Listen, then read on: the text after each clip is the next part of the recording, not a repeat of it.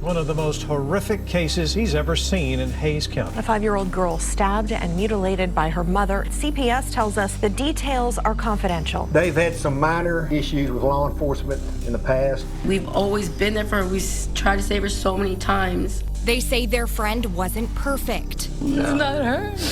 She would never do something like that to her own daughter. Krystle Villanueva and her partner, Refugio Jr. Hernandez, were high school sweethearts. Around the age of 19, Krystle and Jr. welcomed their first child into the world, a daughter, whom they named Giovanna Gio Hernandez. At times, the family lived together, and at other times, Jr. would live with his mother and stepfather, Nancy and Eustorgio Arellano, in Kyle, Texas, and Krystle and Gio would live with Krystle's family. In late December of 2006, the couple discussed Krystle and Gio moving back in with Junior, Nancy, and Eustorgio. At the time, Krystle was 24 years old and Gio was 5 years old. Krystle and Gio moved into the Arellano family home on January 3rd, 2017.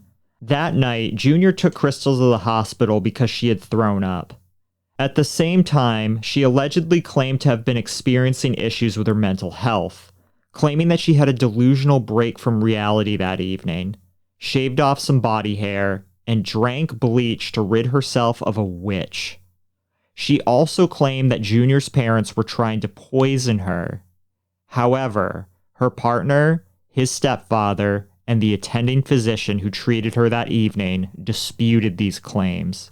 2 days later, on January 5th, Junior and Nancy left for work early in the morning. Eustorgio spent the morning in his bedroom watching TV, and Krystle did some laundry, bathed Gio, and sat outside looking at her computer. Around lunchtime, Eustorgio was sitting at the kitchen table eating when he saw Krystle retrieve a large knife from the kitchen and go into her bedroom. Neither of them spoke to one another, and Eustorgio has noted that it didn't seem out of the ordinary for Krystle, who had a habit of going into her bedroom with a knife to cut up fruit and eat it. Gio was in the bedroom when Krystle entered with the knife. According to Eustorgio, he recalled hearing Gio say, "No, mommy, no, mommy." But to Eustorgio, it sounded like Gio's normal protests when, for example, her electronics were taken away from her. A short time later, Krystle returned to the kitchen and walked past Eustorgio. After she passed him, she turned and plunged the kitchen knife into his back. She stabbed him 4 more times before he could turn to face her. Then she stabbed him twice more. Eustorgio bit Krystle's hand, which caused her to drop the knife. Eustorgio then grabbed it and fled to his neighbor's house for help, where his neighbor called 911 at 12:50 p.m. While Eustorgio and the neighbor were on the phone with the 911 operator, Krystle came outside with a BB gun. She said nothing at all. She just pointed the BB gun at Eustorgio and the neighbor. When the BB gun didn't fire, Krystle went back into the house. While one 911 operator continued to talk to Eustorgio and the neighbor, another 911 operator answered a call from Krystle. Krystle told the operator, quote, "These effing people are trying to kill me," end quote, and she gave her address. A couple of minutes passed without her answering any additional questions. She then repeated that people were trying to kill her. The operator asked who was trying to kill her, and she responded that it was her dad. The operator asked for her name. At first she said Krystle, but then she said Nathaniel Walker. The operator asked if her dad had a weapon, and Krystle responded, quote, No, he was just watching TV. My daughter wanted some cereal and I killed her," end quote. The operator sought to confirm her statement, and Krystle repeated, "Yeah, I killed her and I stabbed my father-in-law." Minutes passed, and the operator heard loud banging and asked Krystle what she was banging on. Krystle responded, "Nothing. I cut my daughter's head off." The operator asked her why, and she replied, "'Cause she wanted cereal." The operator continued to hear loud noises and asked Krystle what was making these noises. For 10 minutes, Krystle did not respond. Eventually, she said, "Yes, I'm here," but she did not answer any questions or say anything else for the remainder of the 911 call. Police officers began arriving around 10 to 15 minutes after the first call. They took the knife from Eustorgio and sent him to the hospital in an ambulance. A SWAT team was then called in. A neighbor saw the SWAT team members arrive and called Krystle's mother in Austin, Texas. Krystle's mother, younger sister, and nephew drove from Austin to Kyle. Over the next hour, the SWAT team called for Krystle to come outside. Krystle's mother spoke to the officers and offered to go inside, but she was refused. Eventually, there was a loud bang at one door, and the officers entered another door to remove Krystle. She was found freshly showered with no clothes on. She was removed from the home in handcuffs with a sheet around her. She resisted the officers and had to be carried to a police car. Once placed in the police car, she began banging her head and feet on the windows, so she was removed and placed on the ground. Officers have described her as spitting at everyone, and she was kind of smiling and laughing because it seemed to amuse her that she was giving us such a struggle. The officers placed a spit sock, a padded helmet, and a body restraint on her. Krystle was transported to the hospital by the responding officers. While in the cruiser, Krystle grunted, kicked, and continued to make a scene. At one point, she claimed that her restraints were too tight, and then out of the blue, she asked the officer to give her drugs. Once in the hospital examination room, Krystle screamed repeatedly. When the medical personnel asked her what her name was, she responded, "I don't have one." When they asked if she knew why she was there, she made a humming sound. When they asked if she had any injuries, she noted the bite on her hands and then began struggling in her restraints and screaming loudly. Then, just like in the police cruiser, Krystle's tone abruptly changed, and she asked the officer and hospital staff once again to give her drugs.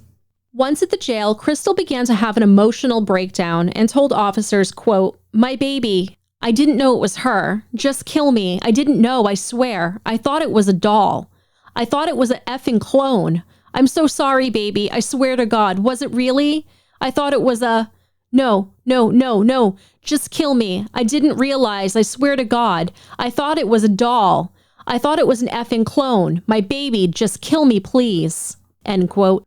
When read her Miranda rights, Krystle stated, "I'm trying to focus. There are so many voices in my head." The officer had to read Krystle her rights 5 times over the course of 30 minutes before Krystle would finally sign the paperwork. But she didn't sign her name. She wrote no name. According to Krystle, she thought the paper with the written Miranda warning was a contract to enter into work on the streets, which is why she hesitated to sign it. The officer asked Krystle where Gio's body parts were. Surprised, Krystle asked him what body parts. The officer further clarified that he was referring to Gio's head, to which Krystle replied, "It was there." Eventually, Krystle started screaming Gio repeatedly, and then cried, "I need my baby, please." When asked to explain what happened in the house, Krystle began to retch as if she was about to throw up, and the officer passed her a trash can. Instead, Krystle began digging through it. The officer asked her again what happened in the bedroom, and Krystle responded, "I thought she was a clone." Eventually, Krystle began asking for Gio, and began pacing feverishly around the room. Out of nowhere, she pulled her pants down, hunched over, and defecated into her hands. Officers entered the room and brought Krystle to the floor to restrain her once more. When interviewed again, Krystle began to rant and rave that she thought that Gio was a clone.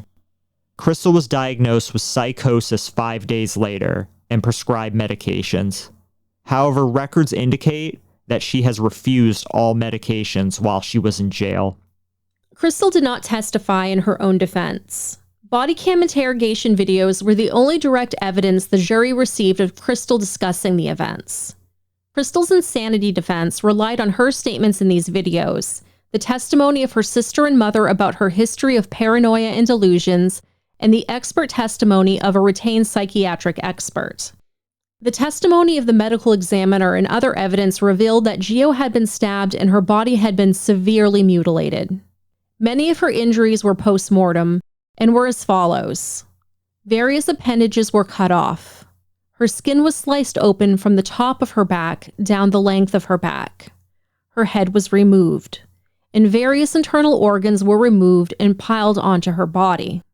Toxicology tests performed a couple hours after Krystle's arrest revealed a .08 blood alcohol level, and her blood was presumptively positive for marijuana, which means they did not confirm that it was in her system, but the test results were consistent with the presence of cannabinoids. During Junior's testimony, he noted that he had taken Krystle to the hospital 2 days before Gio's death because she had thrown up. Junior agreed he had seen cleaning supplies like bleach on the floor in the bathroom, but he denied thinking that she had swallowed bleach, and denied ever telling anyone that she had. He also denied talking to Krystle's mom about the hospital visit, or telling her that Krystle thought his parents were trying to poison her. In response to the question about Krystle thinking that someone was trying to poison her, he testified, quote, "Man, ain't nobody trying to poison her. She didn't tell me nothing like that," end quote. Junior testified about his interactions with Krystle on the morning of Gio's death. His father, Eustorgio, also testified about his interactions with Krystle that morning up to the point where she stabbed him. Junior said Krystle appeared normal to him. Eustorgio testified that she behaved normally until she attacked him with the knife. Witnesses called by the defense were Krystle's sister Samantha, her mother Minia, an expert psychiatrist, Dr. West, who specializes in filicide. She explained to the jury that there are certain driving forces that lead parents to kill their kids. One specific psychotic delusion was highlighted that Dr. West testified that Krystle had, and that was Capgras syndrome, and I hope I'm pronouncing that correctly. This syndrome refers to the delusional belief that loved ones have been replaced with imposters. According to Dr. West, based in part on her interview of Krystle before the trial, Krystle believed that Gio had been replaced by a clone and that she had to return the clone to get Gio back. Now, for all those that are wondering, all official court records state the expert witness as Dr. West. They do not give a first name, and we could not find that out in our research. Further, Krystle believed there was a key inside Gio's body that she had to find and return to be able to get the real Gio back.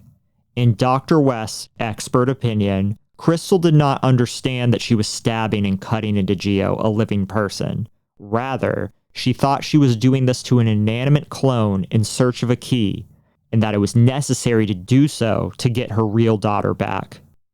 Dr. West testified that this was not an isolated incident of psychosis. After reviewing Krystle's medical file and speaking with Krystle's mother and sister, Dr. West was of the opinion that Krystle had a history of untreated mental illness. She testified about a time in June 2015 when the police encountered Krystle walking along the side of a highway, supposedly fleeing from a man named Santana. Dr. West reviewed the medical records from the ER visit and determined that Krystle was diagnosed with a psychotic disorder with paranoia and delusional beliefs. Krystle's mother, Minia, testified that Krystle had talked to her about Santana in 2016 and told her that he was capable of turning into a bird, flying to find her, and hurting Gio or Junior. Krystle's sister, Samantha, shared stories of Krystle's past illusions. For example, Krystle would sometimes hide in closets or disappear for days, or would tell family members that the devil was searching for her. Other incidents include Krystle's claim that a picture was being used to hex or curse her, and that at various times there were snipers in the trees outside of their home. Once, Krystle screamed at family members to get down and claimed to have seen a red dot on one person's forehead from a sniper's gun. Another time, Krystle disappeared while inside of a store, and Samantha found her hiding in a bathroom scared. Samantha told Dr. West that Krystle thought that CIA agents were after her. Krystle also told Dr. West that she once stood over Junior with a knife, thinking that she needed to kill him because he was an imposter. Gio stirred, and her activity brought Krystle back to reality. Based on Krystle's description, this event occurred the evening before Gio's death, about 12 hours before she stabbed Eustorgio and killed Gio. Unfortunately, Krystle never fully shared these past thoughts with medical personnel before Gio's death because she was afraid of being sent to a psychiatric hospital. Dr. West recounted Krystle's version of events on January 5th. Krystle woke up agitated. She went outside to watch videos on her computer to calm down, but it did not help because it appeared that the videos were reacting to her eye movements. She smoked a cigarette, but then the cigarette looked like it changed from tobacco to tea leaves.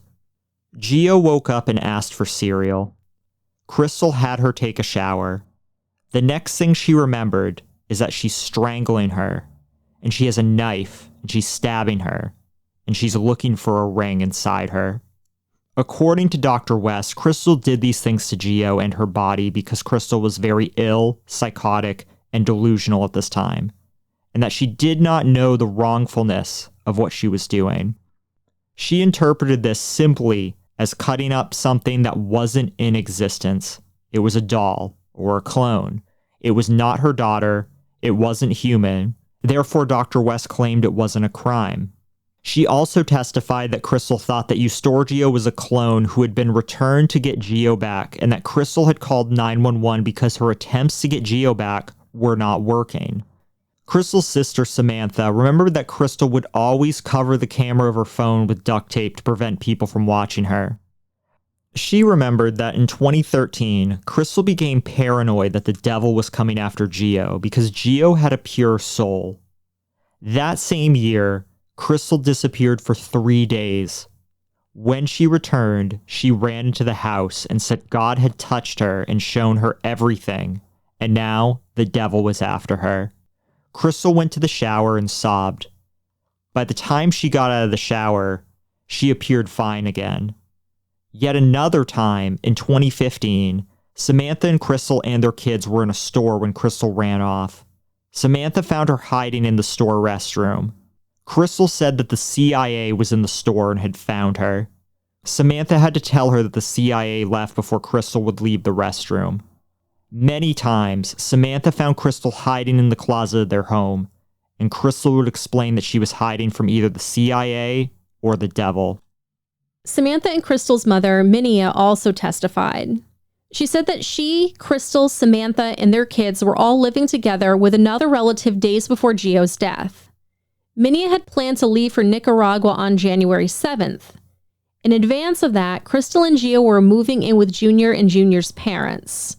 On January 5th, she received a call from another relative who lived near Junior's parents saying that she needed to come there. She saw police removing Krystle from the house.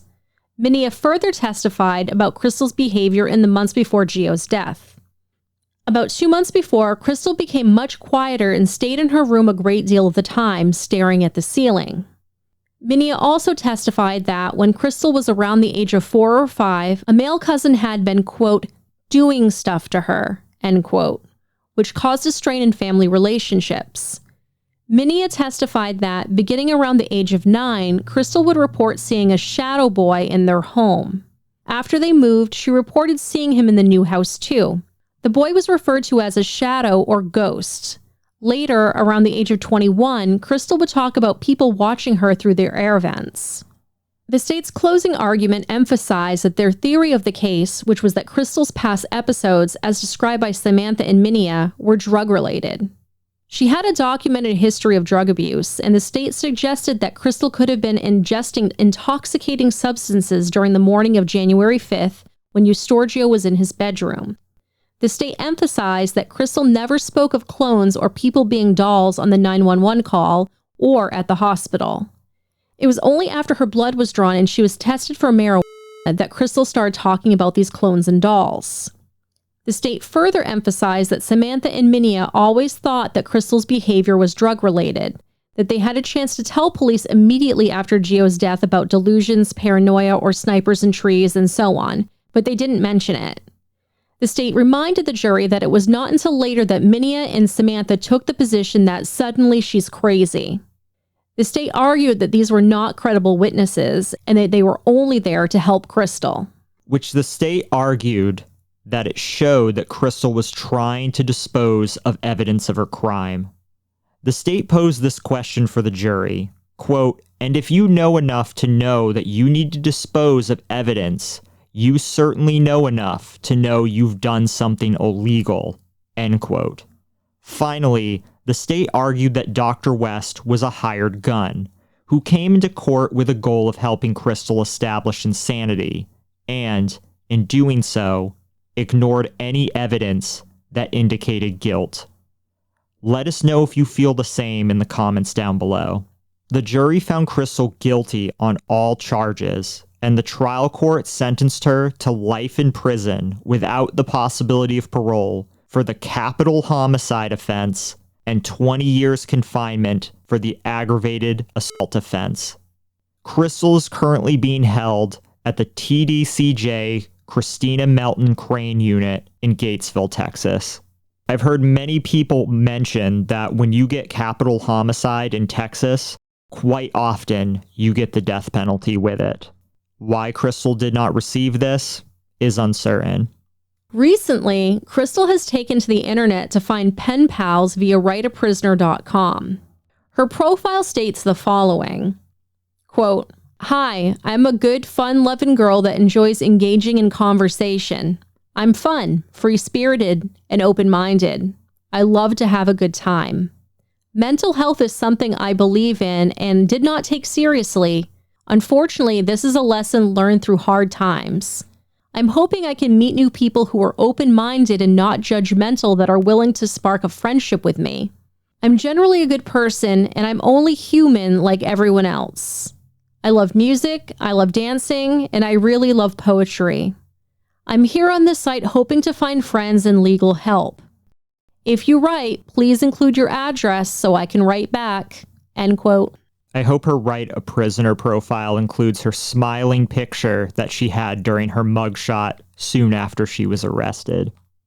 If you appreciate this video and what we're trying to do, if you could hit like and subscribe, this goes a very long way to helping us build our platform and gain more exposure in the YouTube algorithm. We also have a very wonderful group of people going that extra step to support us on Patreon. I will put their names up right now. I want to say welcome to 4 new patrons, Alana, Shantika, Eric, and Brett. Shout out to our Levi tier patrons, Levi, Hollie, Chaka, Amelia, Laura, and Cody. There's their lovely pictures right now. Special shout out to our highest tier Patreon supporters, Kiki, Melissa, and Father Anarchy. There's their lovely pictures right now. Thank you all so much for going that extra step and supporting this channel. Thank you so much to everyone that has supported Prada in her GoFundMe. We have closed the GoFundMe down. Very, very special shout out to Samantha for making a very generous donation.